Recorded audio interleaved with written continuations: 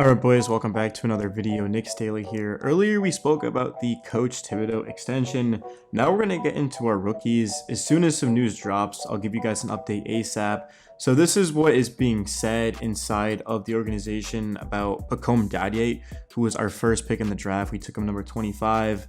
Quote, he showed real defensive chops man-to-man, which wasn't quite as frequently on display in Germany, where bigs and guards do most of the scoring damage. The other skill he showcased unexpectedly was vision.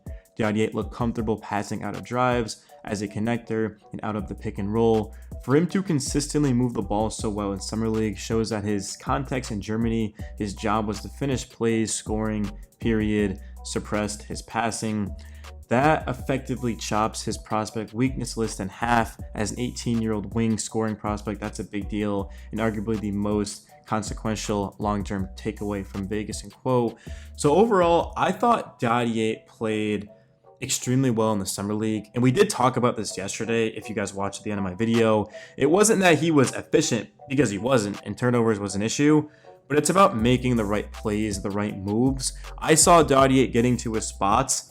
He just didn't make the shots. But if you can create open looks off of the dribble, your shot looks good, it just doesn't go in, that's fixable. It's just going to come by developing, by practicing. He's 18 years old, right? So, but he already has professional experience as a teenager, which makes him ahead of most people, right? College is certainly not easier than playing over in Germany. There's just no question about it. There's a grown men over there. Dadier also showed that he's willing to listen and to learn. The first game, he wasn't really rebounding the basketball, but then you could see as the games went on, he was attacking the glass both offensively and defensively, giving his team second chances. And because he has that size and that length, he can get the ball and just go up with it. And it's going to be very difficult for anyone to stop him doing that. Josh Hart is 6'4", and I'm not saying Dadier has to attack the glass like Hart, because Hart is the best rebounding guard in basketball. But Dadier, with his size, he should be attacking it and getting after it. That's going to be a huge part of the Knicks moving forward. The Knicks offense, a lot of it comes off of second chance points. Isaiah Hartenstein and Mitchell Robinson, nobody was doing it better than those two guys. And that's why the Knicks were so dangerous in the playoffs, was because of second chance points. The Sixers had no answer for it. And often at times, Indiana had no answer for it. And the games that the Knicks lost, they weren't winning the boards. They weren't winning on the offensive glass, right? So that's why they lost, because that's how the Knicks do their damage. And then defensively, Dadier had several sequences against Brandon Miller, the first game. Remember, he went up against the Hornets, where he showed that he'll get after you, man. And it's a lot of it's just he's got an NBA-ready body. If Dadier was more developed, like if he wasn't 18, then he could immediately walk in for the Knicks and contribute. But he is 18, right? But his body's already ready to go. I mean, I don't know his weight, but he's what, 6'7", 6'8", about 220 if I had to guess. I'm gonna go pull it up right now for you guys so I can give you the actual number. But all right, so he is 6'7", 200. Okay, see, that's actually kind of crazy. He looks like he's about 220. He looks bigger than he actually is, but that's obviously because I'm watching it on TV versus out there in Vegas. But yeah, even 6'7", 200 pounds for a rookie, that's not even bad by any means, but the Knicks just have such a loaded rotation that he's not going to be able to find a spot. So that was what was being talked about with Dadier. Now with Tyler Kolek, and we spoke about him a lot lately, basically what's being said in the organization is that he's seen as the backup point guard to Jalen Brunson. And I think a lot of people are getting it twisted. They're saying that, oh, this isn't true. We've got Miles McBride. We signed campaign to veterans minimum. That's absolutely preposterous. No, it isn't, because Kolek is a point guard, right? Well, Jalen Brunson's, I don't even consider him a point guard. He's more of a two guard, if anything. But Kolek's a pure point guard, which is why he's our backup point, because Kolek isn't going to be expected to come in and to score or to defend. He's going to be expected to come in and to run the offense and to give everyone else more of an opportunity to find their spots and to get open looks. Because remember the 5 games Brunson missed last year? The Knicks' offensive rating was trash. Well, that was because they didn't have a playmaker. Miles McBride wasn't a guy that was going to run an offense. They tried to use Josh Hart at point guard, and that obviously didn't go great. And the Knicks just didn't have anyone. But now they've got Kolek, and everyone's saying, oh, he's a rookie. He's not a great defender. Tibbs would never play him. But you have to realize that there's certain players that they're just too good to not play. And Kolek, from what we saw in the Summer League, and no, guys, it's not just the Summer League. It's also what he's shown in practice. It's what he's shown in his workouts. He is NBA ready. You don't find that very often for a second-round pick to where they can come in immediately and contribute, yet alone to a championship contending team like the New York Knicks. Kolek will play a role. Now, will he play a role right away? Like, is the first game, is he going to hop off the bench and play 15 minutes? I don't know. If I had to guess, probably not. But I think the reason why Cam Payne was brought in here, and people within the organization were pleased to get Cam Payne on vets minimum because it's another ball ender. It's another guy who has playoff experience who's contributed on teams the past 4 seasons. Plus, they were thrilled. But how much does that actually affect Tyler Kolek? Because yeah, you can get a player that high a level on vets minimum, you do it. But that doesn't change much. Kolek still is going to have the same amount of opportunity as he was before. And that's going to be a guy that comes in, sets everyone up, has that vision, can thread the needle. He's going to make everyone else around him better. Dante DiVincenzo, for example, is going to benefit off of playing with Tyler Kolek. Josh Hart is a guy who can cut to the basket, he can spot up. He's only going to improve playing with Kolek. Miles McBride is interesting because he's more of an off-ball guard. That's how the Knicks view him. He's a spot-up shooter. He's going to benefit.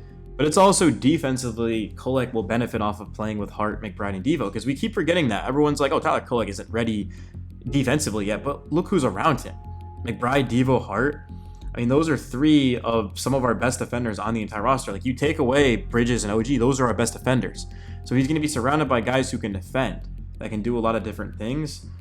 And if for some reason Brunson were to get injured, I'd have more faith in Kolek than I would in Payne.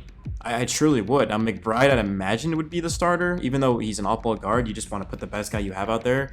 I mean, McBride, Bridges, OG, Randall, and Robinson. At that point, your number 1 option would be Randall, and he'd be handling the ball for the majority. We'd be fine like that. But it's just having a guy who can make everyone else around you better. I mean, how many players on the Knicks make everyone else around them better offensively, right?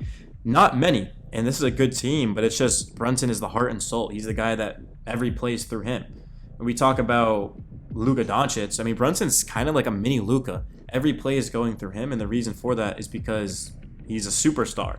He's a top 5 player, and every play that going through Brunson gives you the best chance of success. It's kind of like James Harden in Houston, right?